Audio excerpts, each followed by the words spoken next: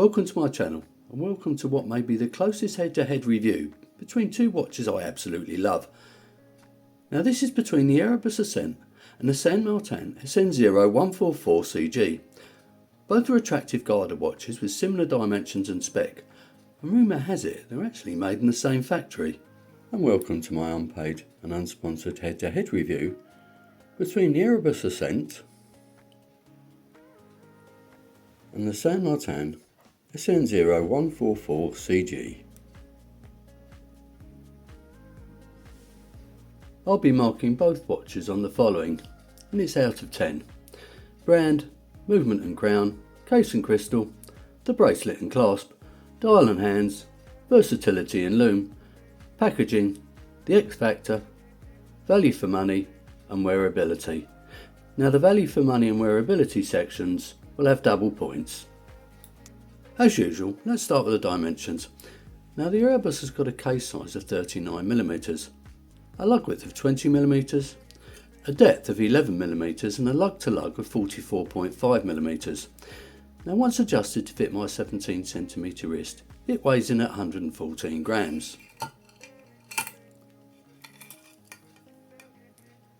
The Saint Martin also has got a case size of 39mm and a lug width of 20mm. The depth is just over 10mm and the lug to lug is 46mm. Now once adjusted to fit my wrist, this one weighs in at 124 grams. Now because of the fractionally shorter lug to lug, the Erebus possibly wears a little bit smaller.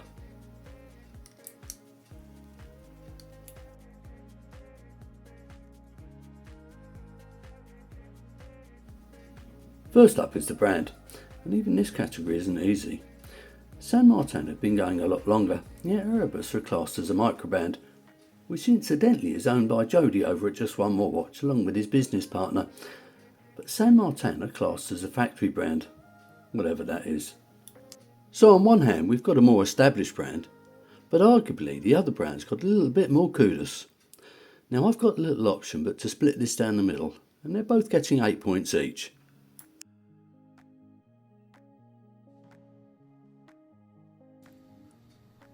Both have my 0 to 9000 movements, albeit the Erebus has a date making it the 9015 and the Saint Martin doesn't, making it the 9039.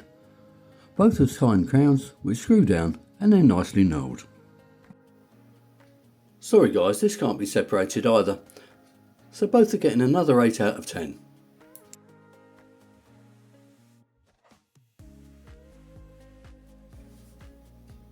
The finishing on both watches is excellent, but the cases are quite different.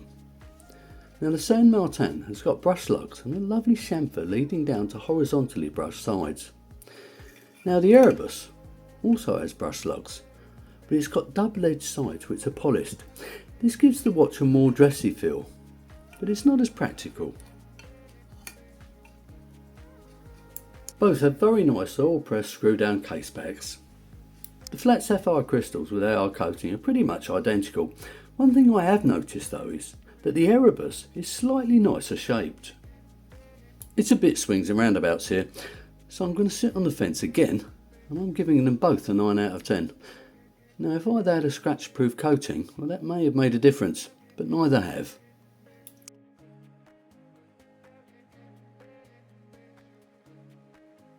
You'll be pleased to know there's going to be a winner in this category, although the bracelet and clasps on both watches are top notch.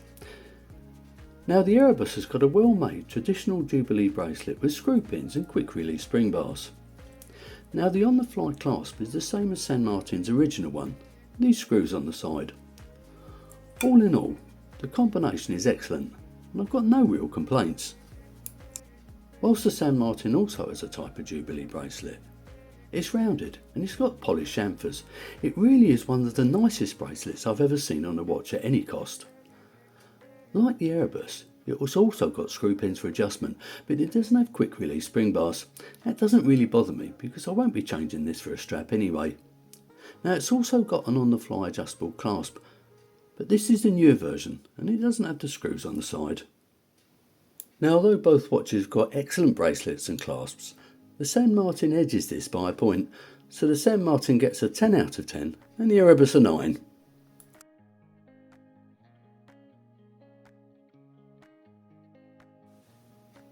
Now this is going to be a bit subjective. Both watches come in different colours, however I can only work with what I've got, so that's what I'm going to do. The Erebus has got a tiger eye dial, which is a type of natural mineral, meaning each dial will be a little bit different. It's got classic indices, a frame date window at the 6 o'clock position, and beautifully polished blunted Dauphine hands. Without question, the Saint Martin dial is more likely to divide opinion, although this model does come with a more traditional dial. In fact, I own one and I sold it to buy this. It's what the company refer to as a rabbit hair dial, and I suppose you can see why. I particularly like the gilt Chinese characters used for every other index, and like the Erebus, the Dauphine hands look absolutely fantastic. It may not surprise you, but I can't separate the two, and both get a 10 out of 10, because both dials are superb. Sorry Pete if you're watching, because I know you don't like either of them.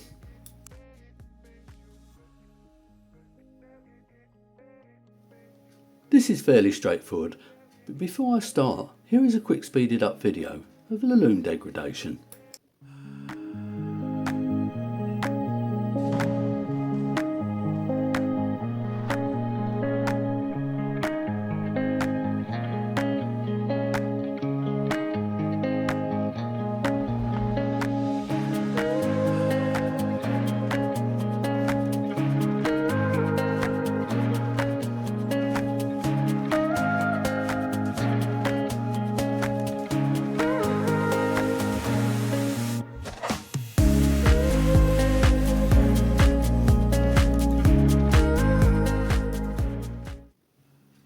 As you can see, the Erebus comes out on top, but on the side of the Saint Martin it does have brush sides, which will hide some of the scratches.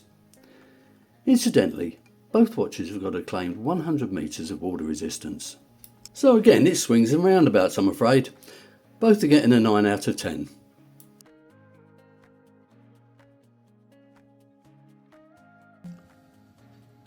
When it comes to presentation, first up is the Saint Martin. It's a round faux leather case with a cushion inside. It's okay, but nothing special. The Erebus case is definitely more premium, and it can be used as a 2-watch travel case. There's a relatively easy winner here, and the Erebus gets an 8 out of 10 and the Saint Martin a 7.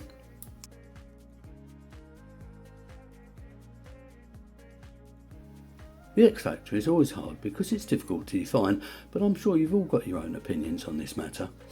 I believe both watches are real head turners, especially in these colour options. The Erebus mainly because of its tiger eye dial, and the Saint Martin mainly because of its unusual indices. Now I think both watches have really got the X Factor, and both are getting a 10 out of 10.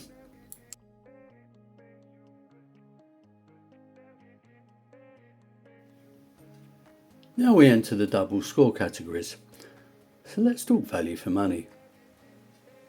Both have more or less the same movement, both have got excellent finishing, both have got excellent bracelets, and all in all, it's hard to say one watch is really better than the other. The Erebus is presently £449, however the Saint Martin can literally be picked up for not much more than half of that, especially in an AliExpress sale. Of course, I appreciate the Erebus is a true microband, which means the brand owners obviously need to make a little bit of profit, but that of course doesn't benefit the end user. This won't surprise you, but the Saint Martin wins this hands down and it gets a 9 out of 10, which is doubled up to 18. The Erebus is arguably still worth the money, but from a value for money perspective falls short of the Saint Martin and it gets a 7 out of 10, which is doubled up to 14.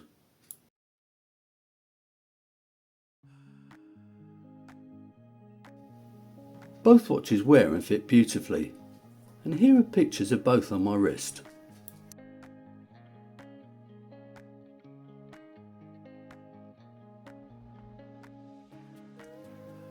Even though the Saint Martin has got a slightly shorter lug to lug, the double-edged sides along with the better curve to the Erebus makes it fit just that little bit better. Honestly, it feels like the case just wraps around my wrist. I think it's fair to say the Erebus edges this one, it gets a 10 out of 10, whilst the Saint Martin gets a 9. Of course though, both scores are doubled. I genuinely had no idea which watch would come out on top when I started this head-to-head, but the Erebus gets 105 out of a possible 120 and the San Martin gets 107. Because of the big price difference, if I were buying a new one tomorrow, it would probably be the San Martin. However, if I were to make a choice to keep one, it would actually be the Erebus Ascent.